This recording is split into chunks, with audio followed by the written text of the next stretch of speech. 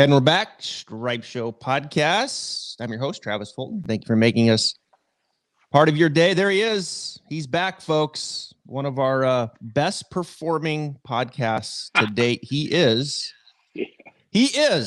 the teacher to the number one player in the world. He's also 2020, if I got this right here, Carolina's PGA Teacher of the Year as well. Allen Terrell, thank you for getting up with me, man, there in South Carolina and talking a little golf, DJ golf. How you doing, bud?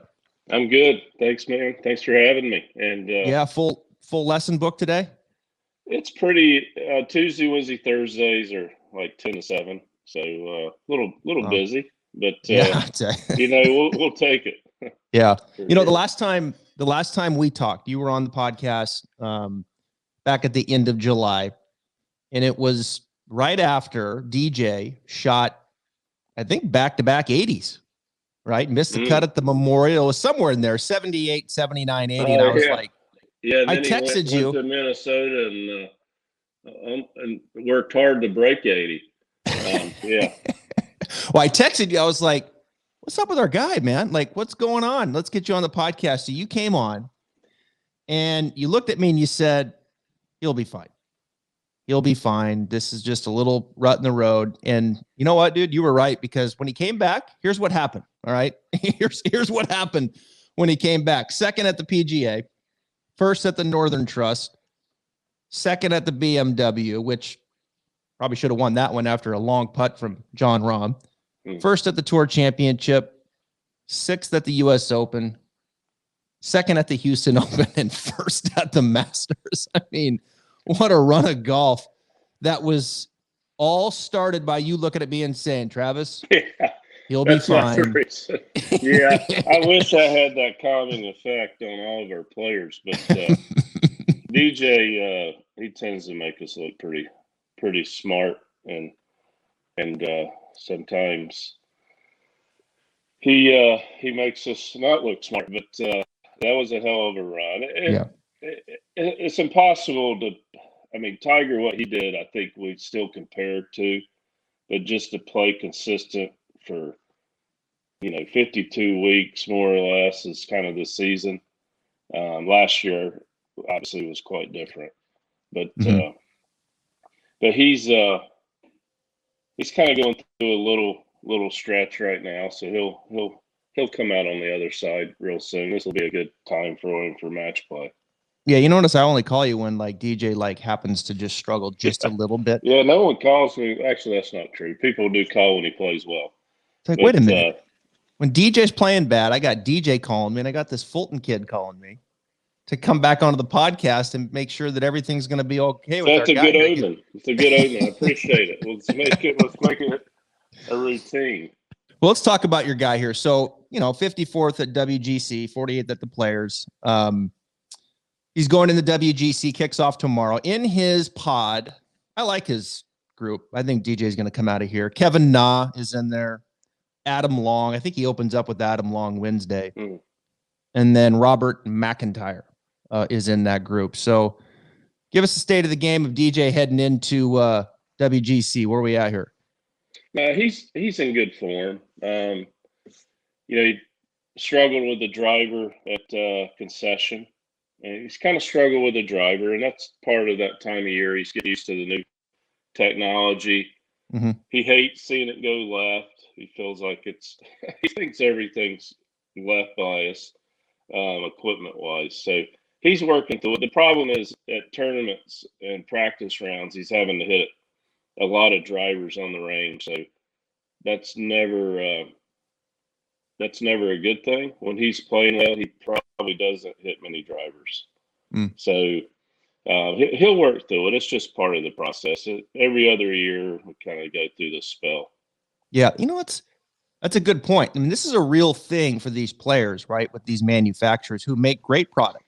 DJs with TaylorMade, Callaway, Ping. All these guys are in the same boat. They have to come out with new product, and they want their players to play it. And there's a learning curve there, right? It's not just DJ. There's a learning curve for players when they get a new driver in their hand.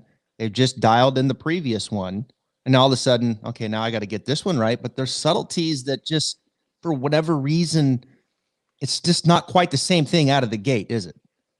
No, and especially for Dustin, who I don't know how to quantify a field player, but Mhm. obviously he has incredible hand-eye coordination. So he can feel something that's like a half gram off. It's Wow. really kind of I'm sure a pain in the butt for Keith Sabara and the TaylorMade guys, because he can Yeah. look down, and if the loft is like 0.2 degrees off, he can see it. It's really strange. I can't explain it.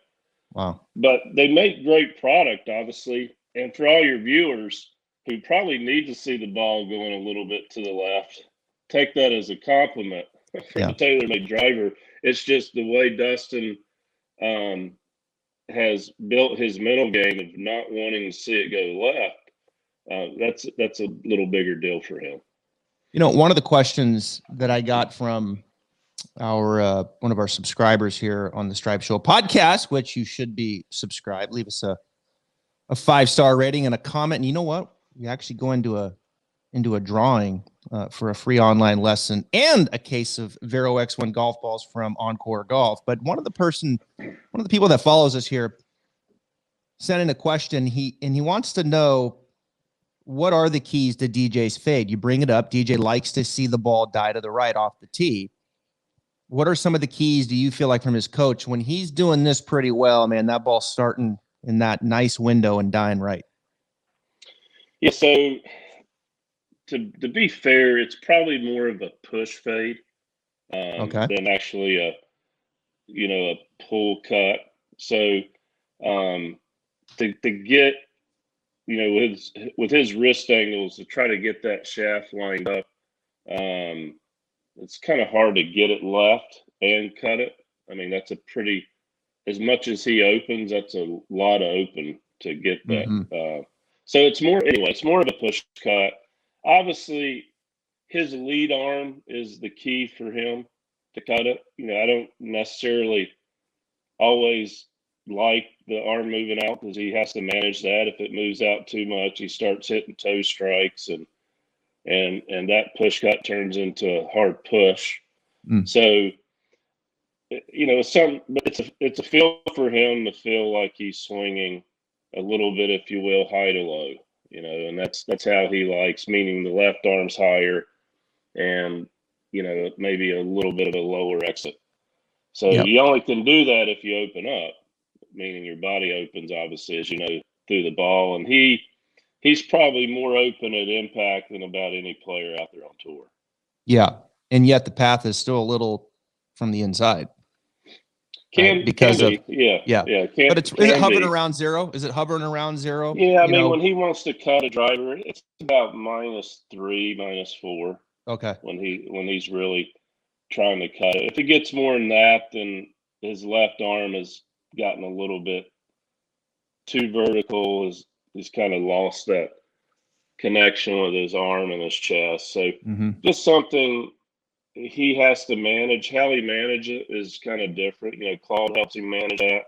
Can it get too neutral? It's kind of the word Dustin likes to use.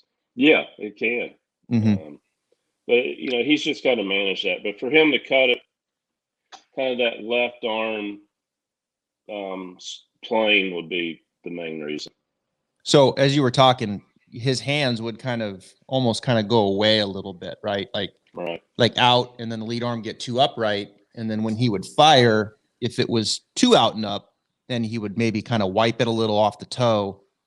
Yes. And I imagine that toe strike is like fingernails on the chalkboard for him, because then it wants to go left. So what happens is with the with that lead arm, there's two things that can happen. One is he's going to have to get that lead arm back in to some degree. So then he may start tilting back too much to try to get that left arm back under his shoulder at impact. And now he's hitting it left. So it's just, when he's got it, as we all have seen, when he's got that organized, he's hard to beat. But I mean, I'm talking like there's some huge swing work going on. That's not at all how Dustin works on his game. It's usually, okay, hey DJ, you're a little too much on your toes at address. Your first move, you're you're having to sit back in your heels, and that's kicking your arm out. You work on the dynamic balance at address, and off he goes. Yeah. Yeah. No one makes it look easier than DJ when it's clicking. I mean, it's just, I've said it, when DJ's got his A game, Rory has his A game. I mean, it's like you It's just sit fun to back watch. and, oh my goodness. I mean, it is just, they make it look way too easy. I want to ask you, speaking of Rory, who just made a coach change. I didn't know that. Yeah, he's going to work with Pete Cowan now, as I read yesterday, came across. And I got to tell you, Alan, I was a little surprised at the players, and Rory admitted that, look, he went and started swinging harder and tried to chase distance because of Bryson's influence. I was surprised because, I mean, not that surprised that Rory is trying to get better. Like, I know these guys are always trying to get better, and like, I get that. But Rory's one of the longest players on tour. He's one of the best players on tour. He's a Hall of Fame player.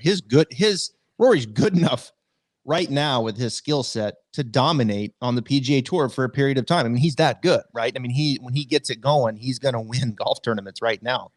So I was a little surprised that he went out and chased distance. I'm curious with DJ, when Bryson transformed his body, came out, he's 40 yards longer, 50 yards longer. He's clearly the longest on tour now. What was DJ's response to that, and did it affect him where he felt like, hey, Alan, maybe I need to start swinging harder? Was that the case? I think there was about a 48-hour phase of that after the U.S. Open. I actually was at the Bears Club the week after the U.S. Open, and obviously Rory practices there.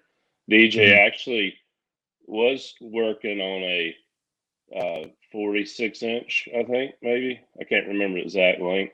And, trying to ramp up his ball speed, and they were kind of bragging back and forth. It was pretty cool. He's like, look at this. I got it to 190-something.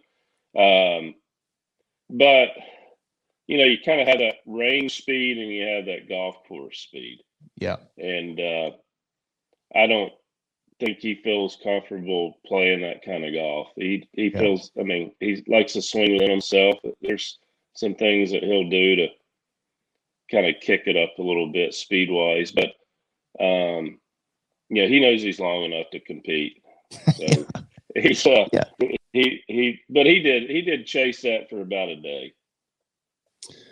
It's interesting to hear that, like Bryson's had that kind of effect. I mean, he's clearly the longest on tour, but I look at Rory, I look at DJ, Rahm, like, you guys are long enough. I mean, why do you have to feel the need to have to change something which, as you know, can be fairly big and detrimental to the DNA of a player when you start trying to hit it harder?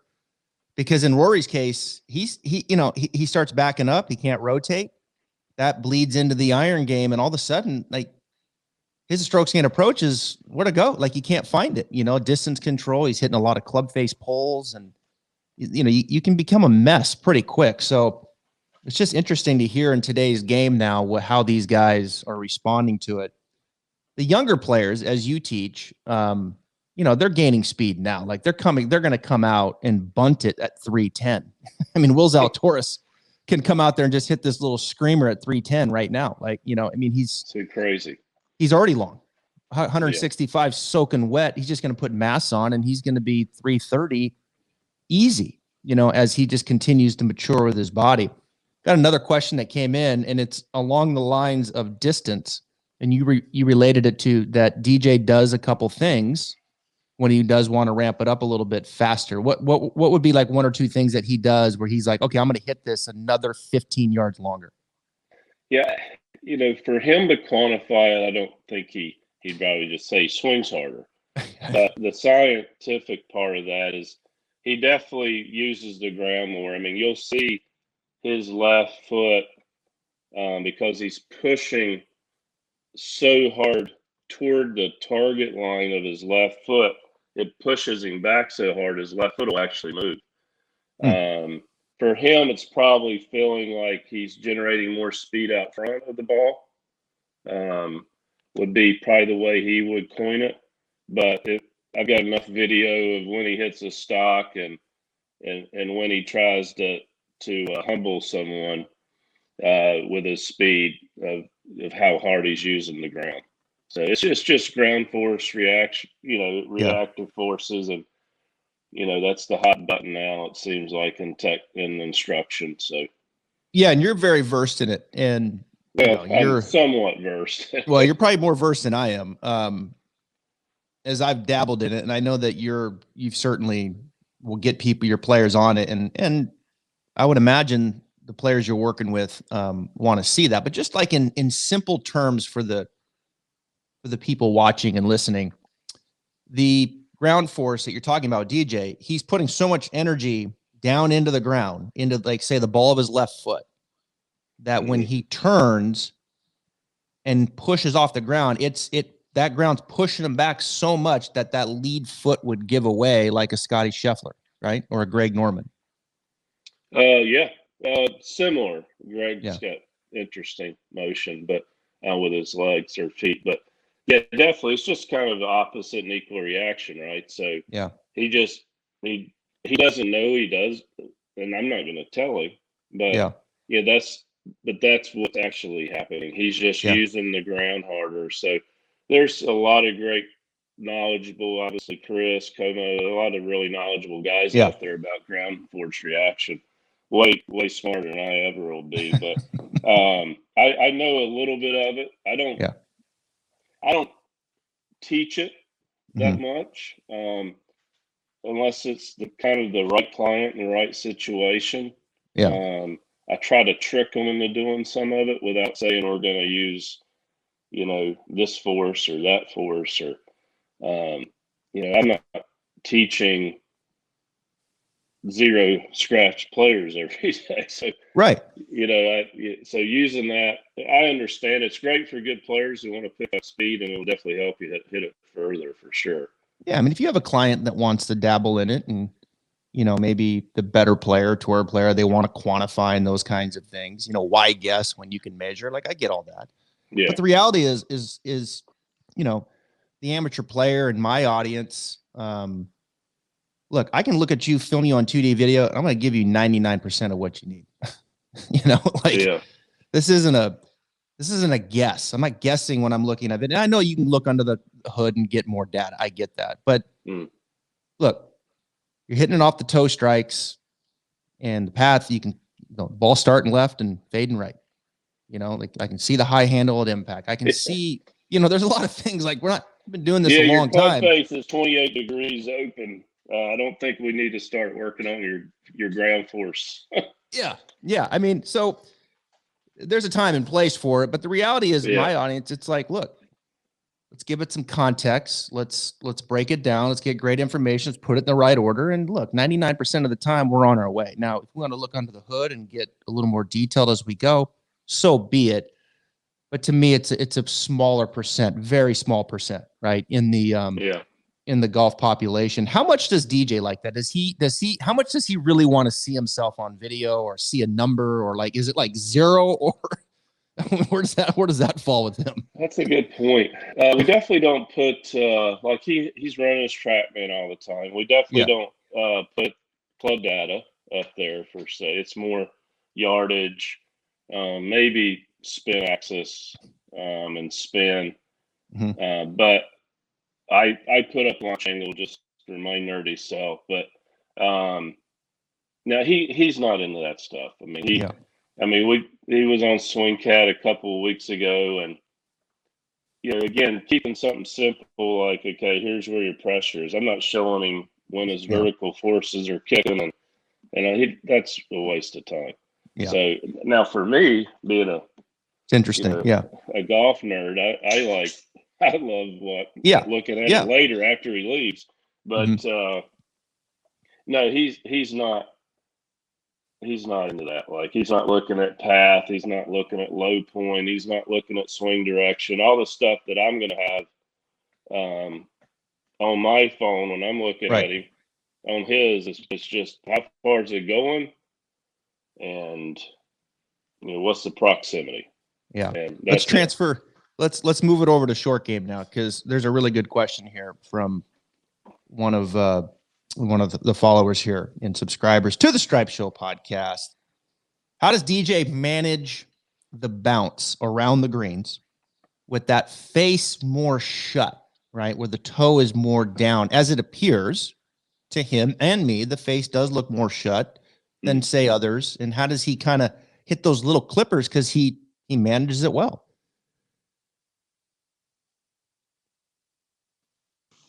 So, can you hear me? I'm sorry.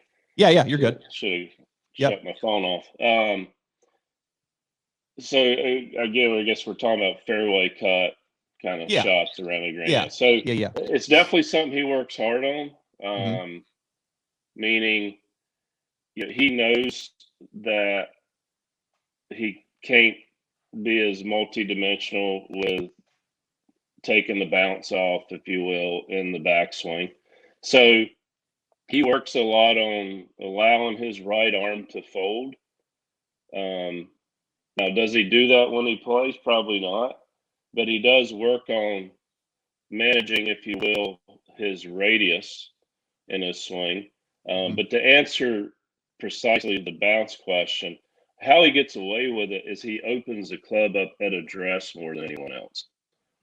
So if you watch him on a stop pitch shot where, let's say, you may open it up a tiny bit, he's going to almost have it fully open, if you will, so his net bounce, maybe or is good enough. And also, he's pretty good at letting that club overtake his hands.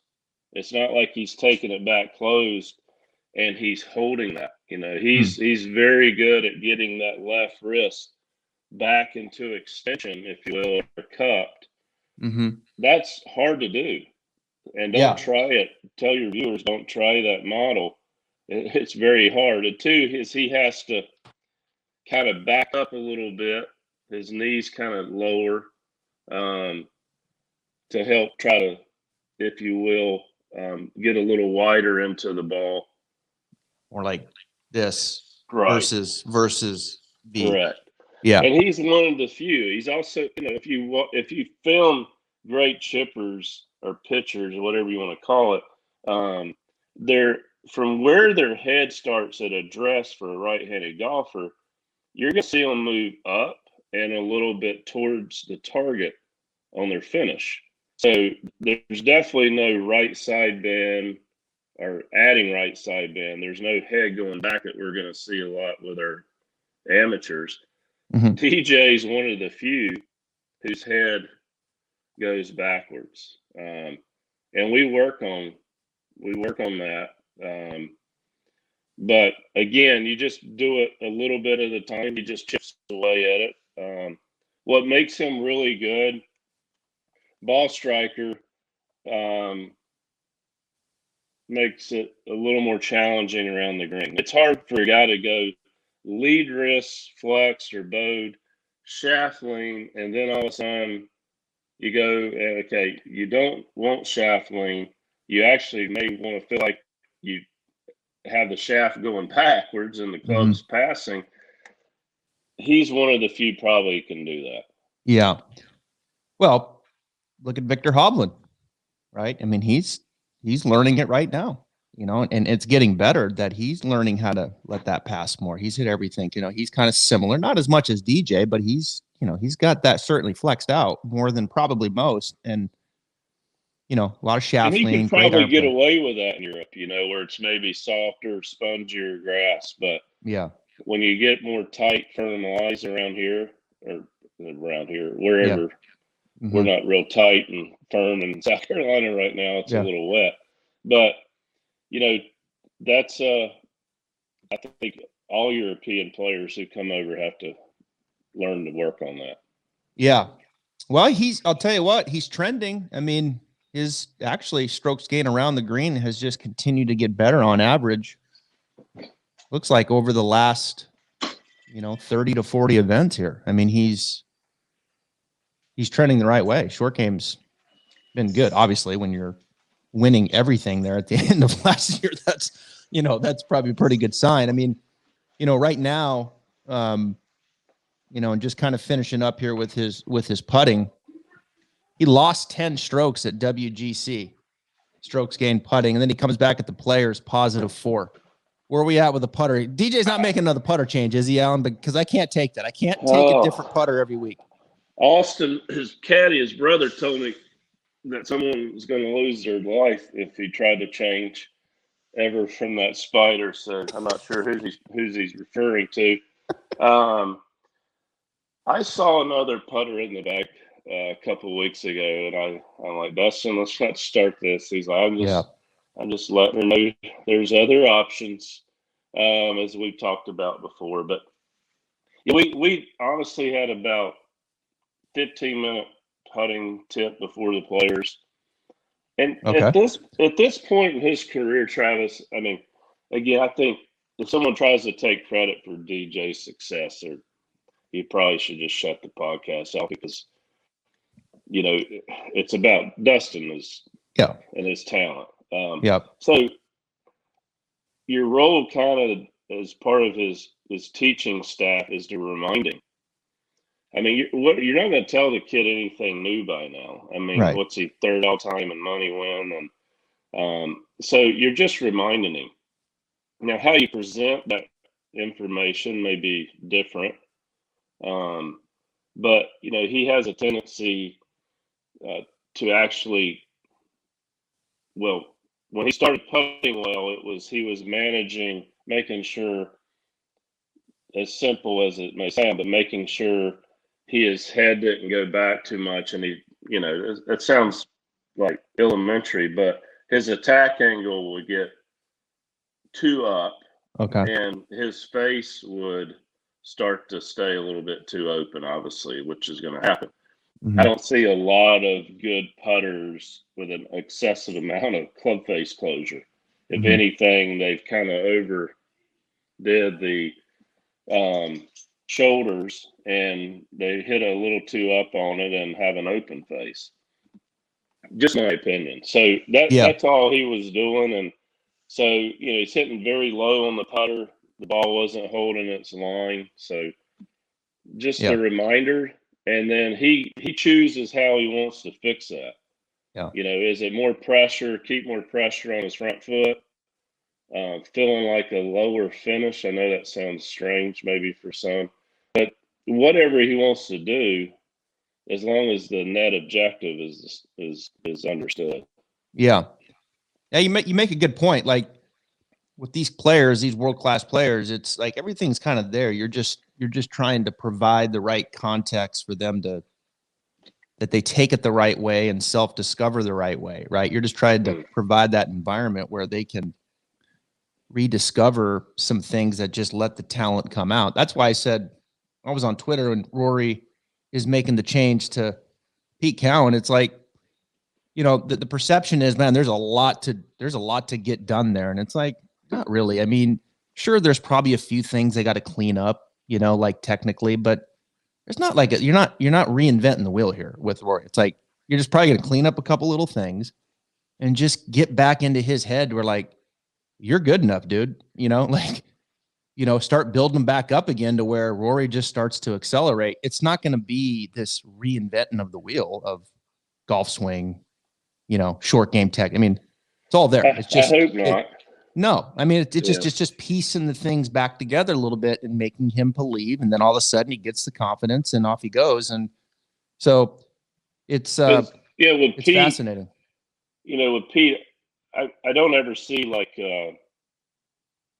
I think if you're on video, you'd have to really look hard to see a huge change that he makes, maybe with his players. I think Henrik would be one of the few where it was significant. But not many players have that fortitude like Henrik to hang in there for 2 years to make that change like he did. So I think, like you said, and Pete, the same with Brooks, I think he's just giving them little cues to get things matched up. I know I know his philosophies and, kind of the spiral staircase and, big proponent of how the right arm structure works. So that'll be interesting to see if that gets added into Rory's current matchups. Yeah.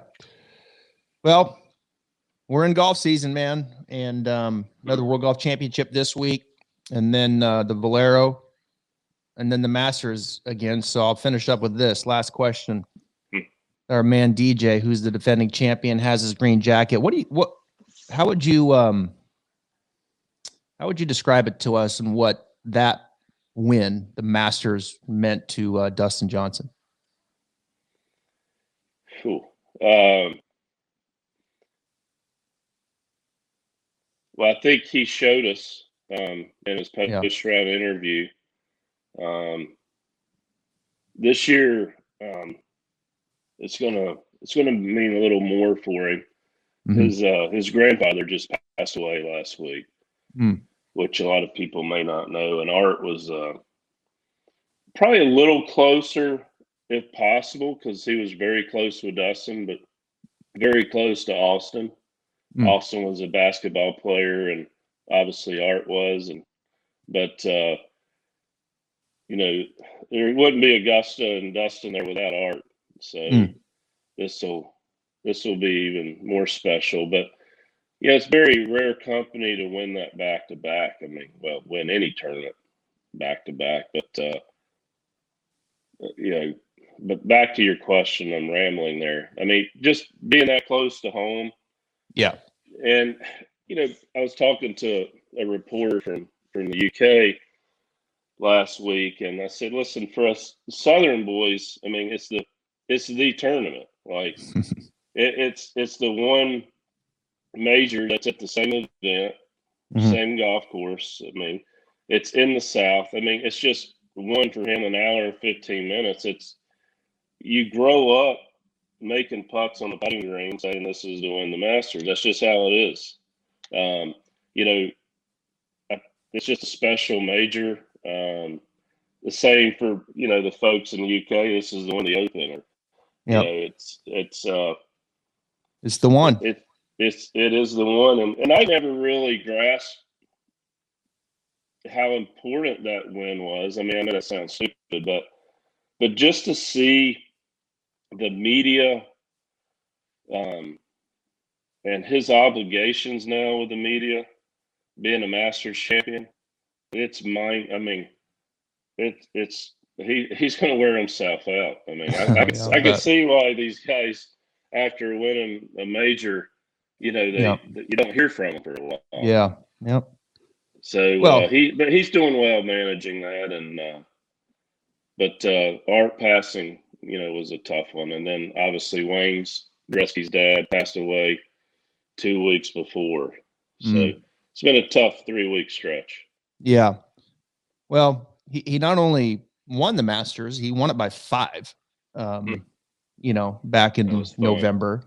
And he's the number 1 player in the world, and he's probably the most dominant number 1 that we've seen in quite some time. I mean, that stretch of golf that he put together was just insane, really, and how good he played through the bag. So, well, hopefully he finds some form again this week, because as you know, it's just like, it's almost like one shot away, right? All of a sudden off they go again. And the thing with DJ is off he goes. It's not just off and play as well. He goes off and wins by 5 at the Masters. That's the talent that he has. So little match play this week, and then he'll defend in 2 weeks there in Augusta. And Alan, thanks for jumping back on, man. I know our viewers appreciate it.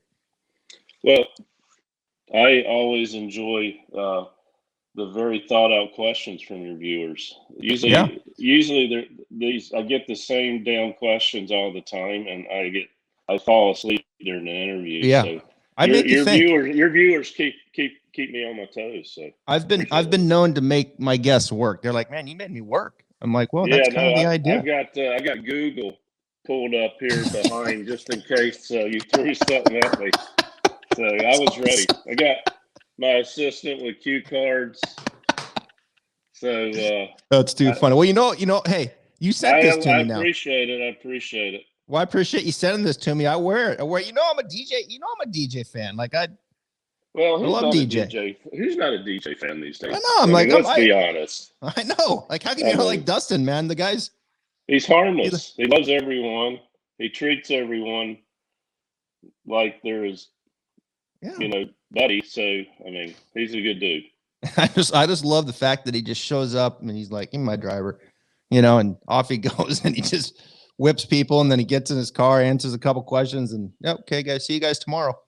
Yeah, he doesn't. Like, wait a minute. He doesn't take himself too seriously, that's for sure. But, yeah, I love it. He's definitely thinking about something else besides golf. If he didn't have the media after a round, it would be about the time he signed his scorecard. So the media reminds him a little more of golf, and after that. But like we talked about earlier, he does follow golf, and he's got this new cool app that we were talking about, and I can't. He was telling me it's only like $50 a year. You need to get it. You can follow me when I'm in the key groups. I'm like, okay, buddy, I'll get right on that. So, but he likes watching his buddies when he's not playing. He likes following them and seeing how the course is playing, or he may not have the chance to sign up for that week. So it's pretty cool watching. It's like a big kid watching the PGA Tour. Well, Allen, you're the best, man. I appreciate coming on. Have a good day on the lesson tee, and we'll be in touch. All right. Thanks, buddy. Okay, bud. Yep. See ya.